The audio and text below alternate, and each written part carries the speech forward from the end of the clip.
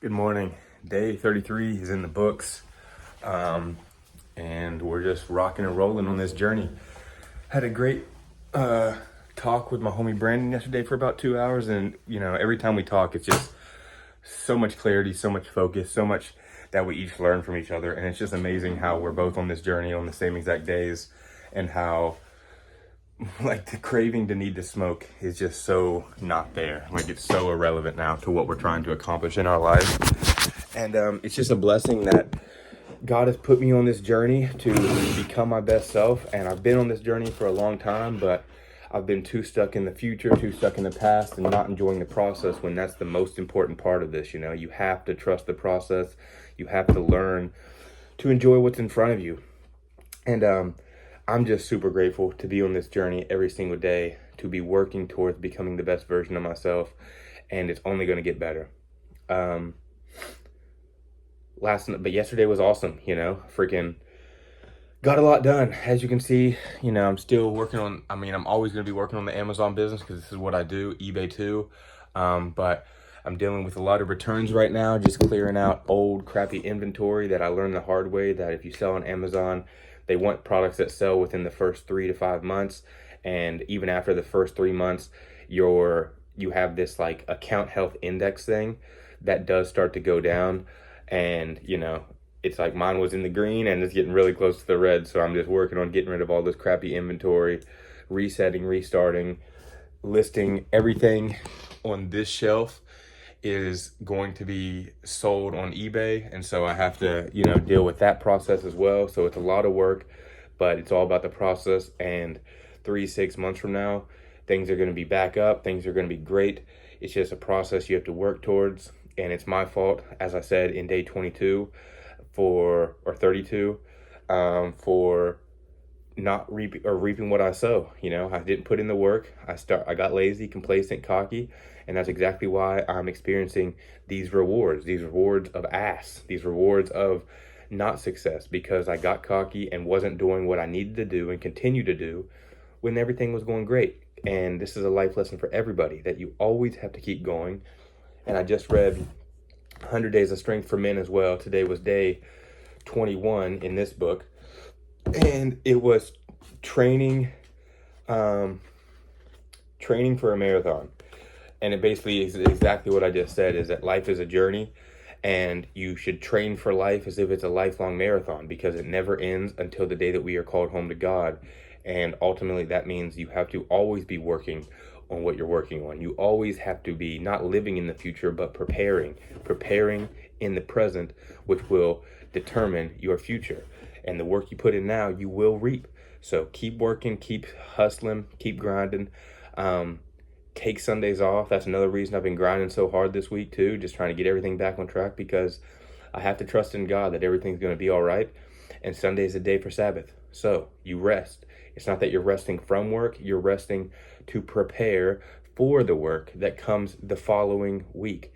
And so I'm super excited to just continue to grind, be on this journey, be punching the devil in the face.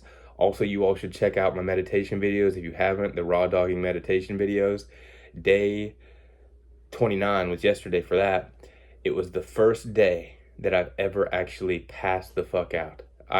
Because I stayed up for 24 hours, well over, like about 40 hours, aside from that 20-minute nap within that video, because I'm trying to reset my sleep schedule, and starting, Monday, or even today, Sunday, but I just want to start getting up at 6:37 a.m. and then start going to bed earlier, and really, putting in the work, going to bed around 11.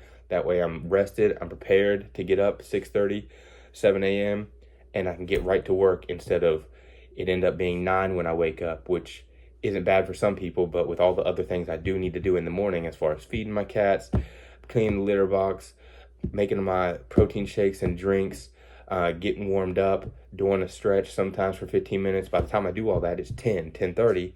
And then, especially where daylight savings, the sun's already been up for 3 hours, and I want to get up when the sun's getting up. And so that's just personal for me. Nothing against it for anybody else. Do what you want to do. But that's just my journey. And this is going to allow me to start getting way more work done earlier in the day, and stop feeling so worried or and again, it's preparation. Your life, train like a marathon. If you want to get more work done, you need to wake up earlier and prepare, get that shit done, and have more time to do it without feeling other obligations. Or if you have other obligations later in the evening, like because I wake up later, then that means, you know, I end up wanting to go to the gym in the evening. So then that, is kind of like a time frame to where I'm like, oh, I need to get all this done before I go to the gym if I do go to the gym that day. And then that's an hour and a half, 2 hour experience. By the time I get home, it's in the evening and it's hard to get back to work. It's not impossible because I do it, but I'd rather get a ton of really solid focus work done from 8 all the way up to 3 or 4, p.m. and really start making a lot more progress. And so that's just life. That's what you got to do.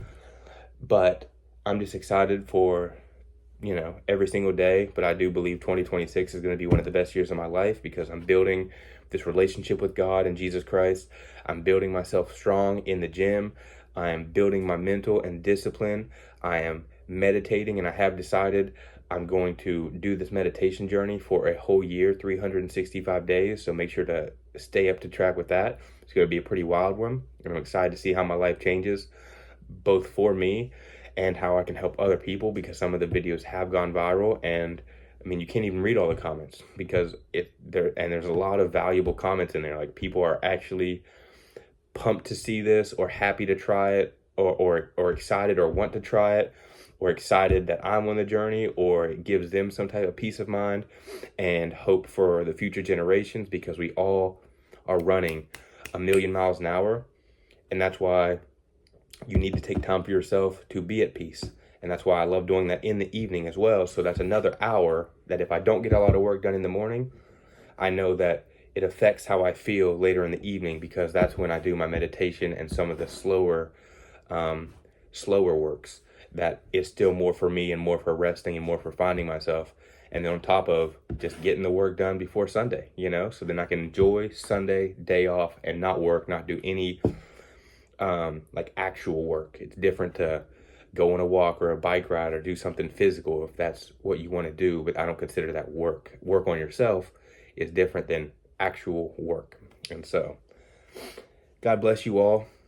Life is a freaking marathon, and you have to enjoy the process, and it's going to be much more enjoyable if you focus on the day rather than focusing on the future, and just focus on what you can control. What can you do today to shape your future?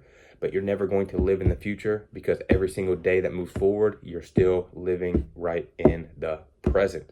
So life is a marathon. Treat it like that. Enjoy the process. Enjoy the journey, not the destination.